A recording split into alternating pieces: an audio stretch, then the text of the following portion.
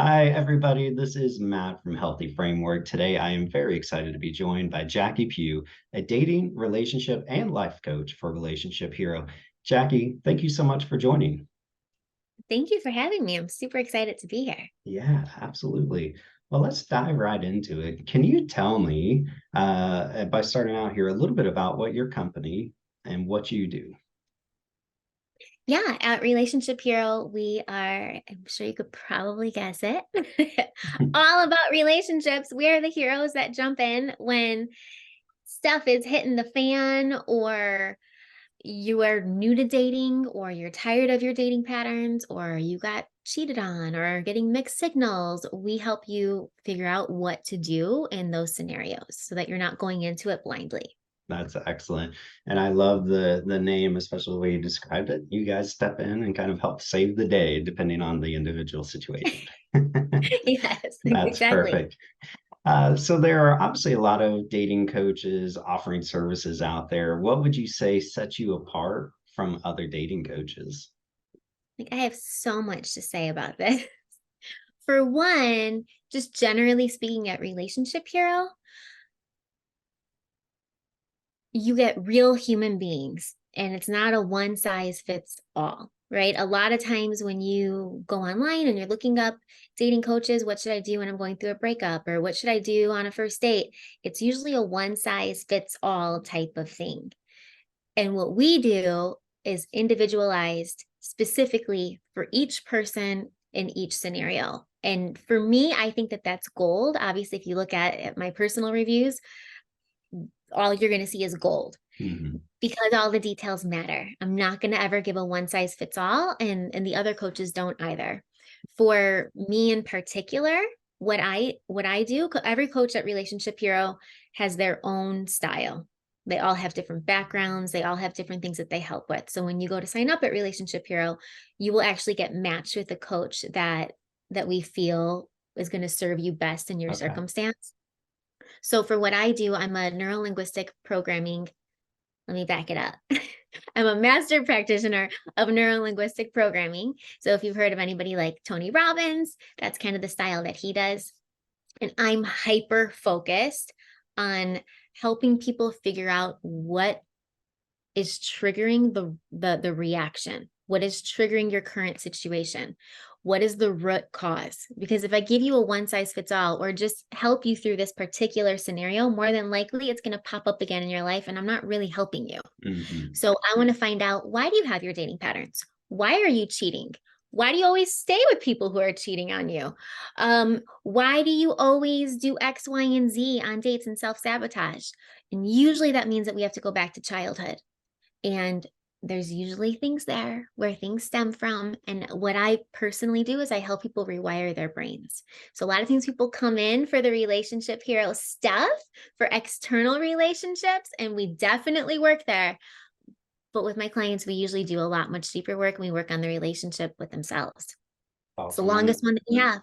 And Yeah, whatever you yeah. have with whatever relationship you have with yourself is usually going to dictate what your relationships look like in the external world. Yeah, that makes sense. And I love kind of the approach that you take to it from your personal level there overall with it. So very cool. Mhm. Yeah. So, so we see a lot of people who are struggling with dating on our side, but they don't think they need a coach. What would you say to someone like this? I would say, why do you think you don't need a coach? That would be my question. If we repeat the same exact thing over and over and over, there's usually a common denominator. When I hit my own rock bottom, I too was in dating in every area of my life, but dating was like the icing on the cake. It's like, what is the common denominator? Because when I figure it out, I'm going to blame it so hard. And I figured it out, and it was me. Yeah. Yeah. And so then Yeah. I had like 5 minutes of victimhood where I was like, it's me. How come it's me? And I was a victim to myself. But that's when I realized, wait a minute, if it's me, I have the power to change it. So if you're somebody who is experiencing the same exact things in your dating life, in your dating experience, talk to somebody. Like, I Mhm. used to be a personal trainer, and I always had a personal trainer because I can't see my blind spots. I'm a life coach and I have more than one life coach. I have multiple coaches because I can't see my own blind spots. So go Yeah. talk to somebody. It's not failure. I always see self-development like, yes, my emphasis is on relationships and breakups and dating, but I'm a life coach. I'm a self-development coach. And there's a stigma around therapy, around coaching, around things like that, as in there's something wrong with me. I used to feel the same way. Now I recognize it's, wait a minute, wait a minute. Why is 4% of the world's population actually happy? Why are they the only ones that are fulfilled and have freedom within themselves? What do they have that I don't have? Oh, they actually learned emotional intelligence and they got into self-development programs and they worked with a therapist or a coach on X, Y, and Z. I see it now as whatever little tools you got over there, come here, give them to me. I want them. Like Right. I'm getting my master's now. That's That's how I awesome. view my coaches is I'm getting a master's in something that they refuse to teach me in school. It's nobody's a failure. If you can't ride a bike and nobody taught you how to ride a bike, you're not a failure. Mhm. If you're trying to have relationships, but nobody taught you how to be in a relationship, you're not a failure. You just need to go get your master's in it. Yeah, that makes sense. I like the approach and the idea there, and I think that will hopefully resonate with some of the folks that are watching that maybe have struggled with that themselves with Yeah. everything. So thank you for the feedback there. Switching gears a little bit, what would you say is the most challenging part about being a dating coach? I want to give everybody my time. Probably not the answer that we were looking for here. I love what I do. I love it. I love it. And sometimes I will burn myself out and I'm way more cautious about it now because I'm like, oh, but this conversation's so good. Like when I'm in session with people, it's not this super serious, boring thing. Like we're Hmm. doing deep work, but we're also having fun and it's my favorite topic. Yeah, So, and if people are having an emergency and they reach out, Jackie, this thing happened. Do you have an open slot available today? I know my max capacity, and sometimes I will want to cross my own boundary because I'm yeah, like, oh, I want to help them. It's fun. So for me, that's the most challenging part. yeah. That makes sense. And then kind of flipping it on the other side, what would you say is the most rewarding part about being a dating coach? When I see people who, in particular, people who felt so sad and lonely and could never be by themselves, could never be single and happy and content and fulfilled, actually become single and happy and content and fulfilled and don't need a relationship, but want one. Yeah. That's the most rewarding thing. And then, like last night, I was chatting with one of my clients. She was one of my very first clients ever. She was dating a guy for 5 years and then he randomly broke up with her. And then the new girl moved into her house, like while she still lived there. Girl was going through it. And she's getting married on November 11th to the love of her life, this amazing, amazing guy. She's like, Jackie, if it wasn't for you and the work that you do, I wouldn't be here. I wouldn't be in this healthy relationship.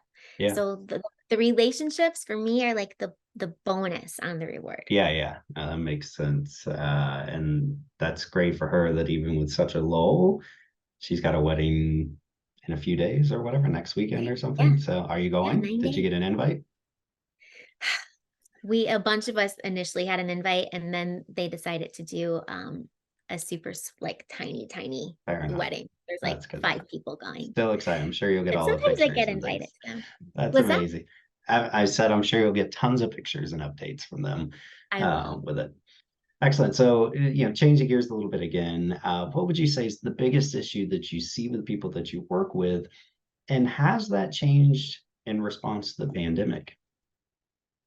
Can you say that one more time? Sure thing. What would you say is the biggest issue that you see with people that you work with, and has it changed in response to the pandemic? It's when people don't want to look at themselves, when they don't want to think that maybe I can be the one contributing to this. Not necessarily that these things are my fault, but maybe I'm contributing to this. I actually think that the pandemic helped because people were in isolation where, so there's something called attachment styles. And Most clients that we have tend to be more anxious attachment style. Those are the people that are like, I've tried everything. That was me. I tried everything. Nothing's working. What else can I do? Yeah. People who tend to be more avoidant don't want to look at their stuff. And I have a lot of people that are coming to me now, even people in my personal life, who are like, being in isolation really made me start reevaluating my life and think about how I show up. And I used to run away or lead people on or fill in the blank, and I don't want to be like that anymore. So I think it actually helped people get more introspective, which is the most important thing, I think, when it comes to dating. Yeah, no, that makes sense. And I know personally, I saw so many friends that made transformations, a lot of them physical during COVID, right? They took a look at themselves and like, well, what can I change? What can I do? And so that's great to see even on the dating side that a lot of folks kind of took that internal look there with Yeah, it. I So love that. it's amazing. Perfect. So to close out, we want to give you a chance to share a piece of advice so people can see how you approach things. And this is really kind of a broad one for you. But what's one piece of advice that you would offer to someone who is actively dating right now? One piece of advice. Okay, this is something that you can just take with you and think about for whoever's listening. Ask yourself, would I date me? Would I date me? Be honest with yourself. If you wouldn't date you, then what are those areas that probably could do a little work on that and help Yeah. level my life, right?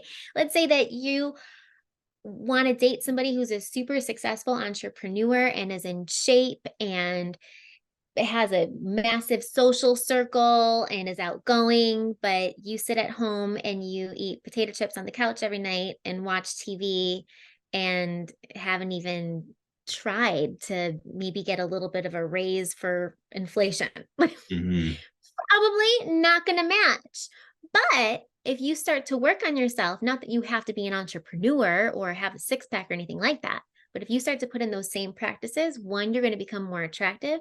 And two, there's a whole energetic world out there that we can't see. Yeah. And like energy attracts like energy. So if you start working on those things and start vibrating where this other person is vibrating, you have a better chance of finding a match.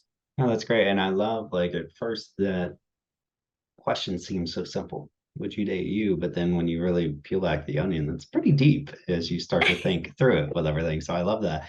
It's an amazing piece of advice there. Well, Jackie, thank you so much for joining. It really was a pleasure to get to talk and learn a little bit more, not only about Relationship Hero, but your own coaching services. Super excited to kind of continue to follow Relationship Hero. And maybe we can do a check in sometime again in 3 or 6 months just to see how things are going. But thank you so much for the time and really appreciate you taking the time to do this. Thank you for having me. It was so fun. Thank Yeah, you. of course.